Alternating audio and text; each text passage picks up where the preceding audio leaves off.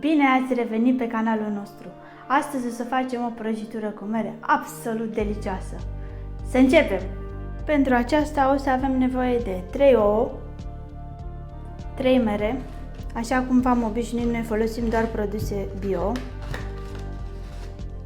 200 de grame de unt, 260 de grame de făină, 100 plus 50 de grame de zahăr, zeama de la o jumătate de lămâie, o linguriță de bicarbonat de sodiu, un pliculeț de zahăr vanilat, o esență de rom și, în ultimul rând, scorțișoară.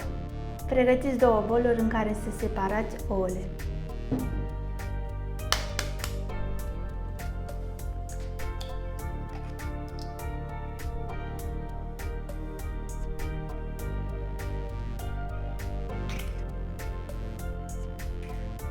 Albușurile o să le punem deoparte, le vom pregăti mai târziu. Acum ne vom concentra pe gălbenușuri. Vom adăuga primele 100 de grame de zahăr peste gălbenușuri și vom mixa.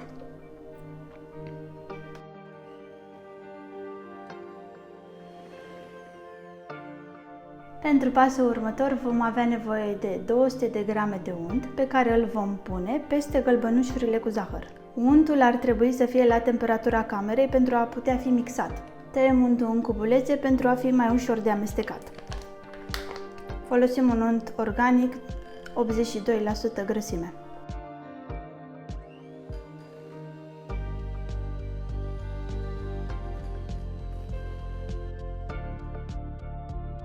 Nu mai folosim mixerul, vom face manual.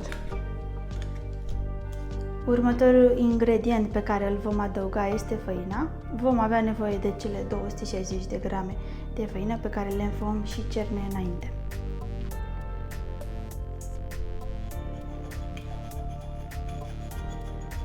Pentru o măsurare cât mai simplă, 260 de grame este echivalentul a 10 linguri cu făină, cu vârf. Adăugăm și lingurița de bicarbonat de sodiu. Acestea fiind toate ingredientele pentru blat. Și începem și mixăm manual.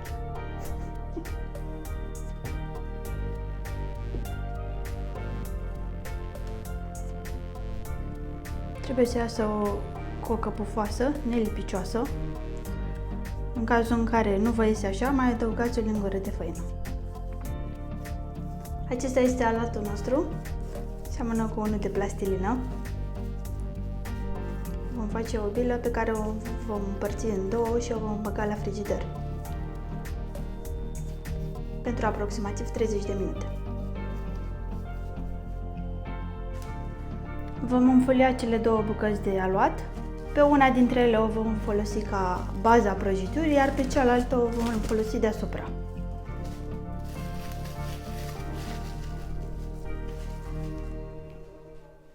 Între timp, cât alatul va sta la frigider, ne vom ocupa de mere, le vom tăia în sferturi, le vom scoate cotoarele și le vom tăia feliuțe. Nu este nevoie să decojim merele pentru că sunt bio.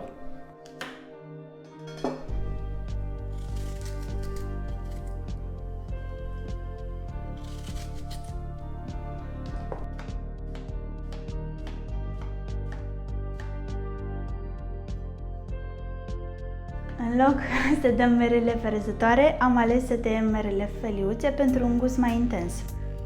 Adăugăm cele 50 de grame de zahăr și merele.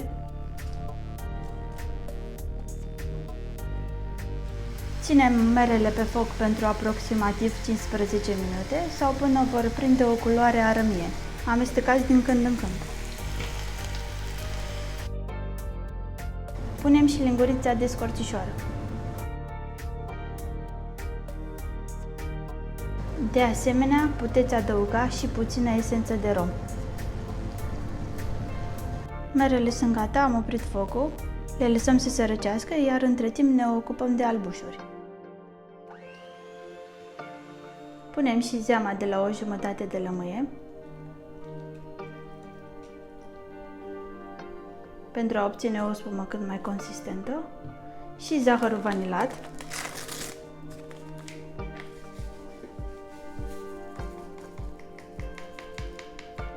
și continuăm să batem albușurile. Albușurile sunt gata. Vom folosi o formă de copt cu diametru de 18 cm, peste care vom pune hârtie de copt.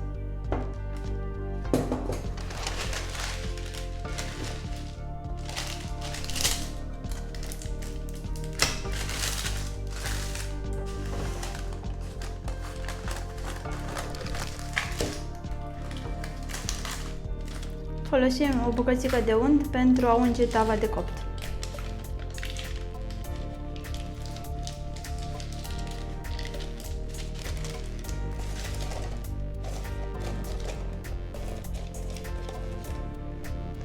Am scos prima bucată de aluat de la frigider, iar pe cea de-a doua am băgat-o la congelator pentru 10 minute, pentru că urmează să o dăm pe răzătoare.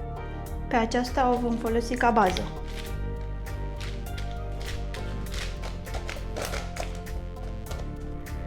Întindeți coca uniform și ridicați-o și pe pereții tăvii.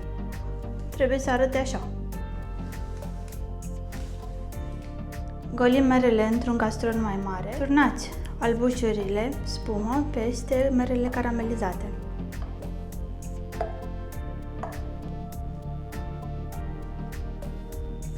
Amestecați ușor.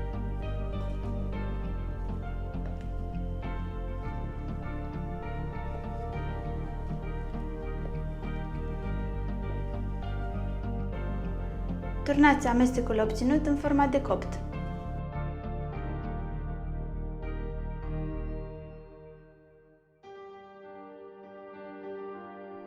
Prăjitura este aproape gata pentru a putea fi băgată la cuptor.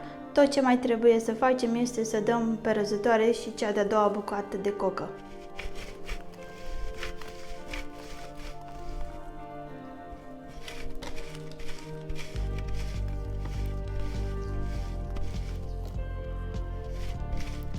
Aranjați uniform coca răzuită.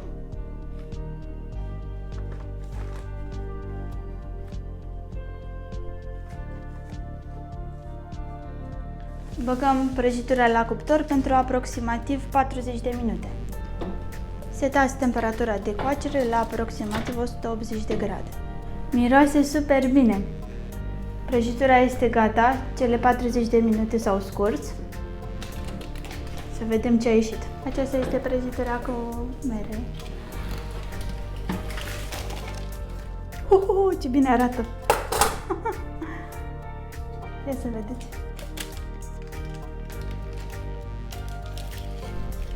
E perfectă! Adăugăm o linguriță de zahăr pudră pentru decor. Aceasta este prăjitura cu mere. O să tăiem imediat să vedem cum este și înăuntru.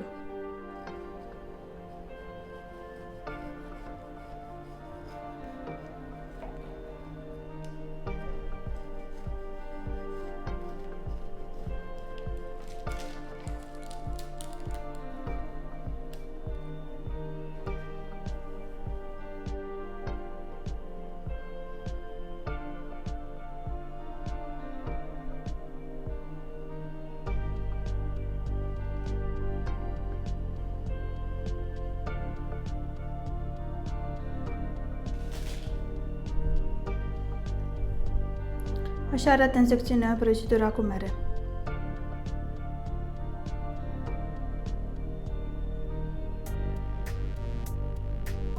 După cum vedeți, datorită untului, aluatul este foarte fraged.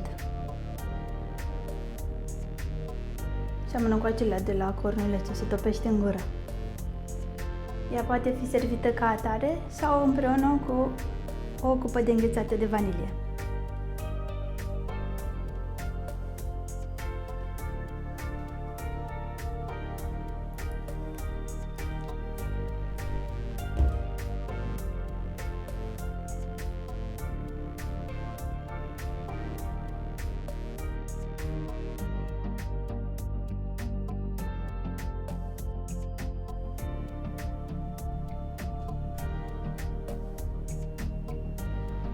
A rămas doar să o gustăm.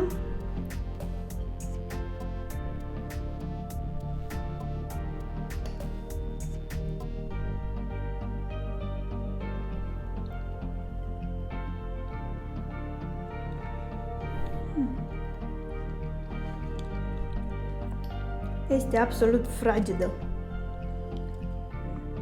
Abia aștept să spuneți în comentarii cum v-a ieșit. Până data viitoare, când ne vom vedea la o altă rețetă, rămâneți sănătoși!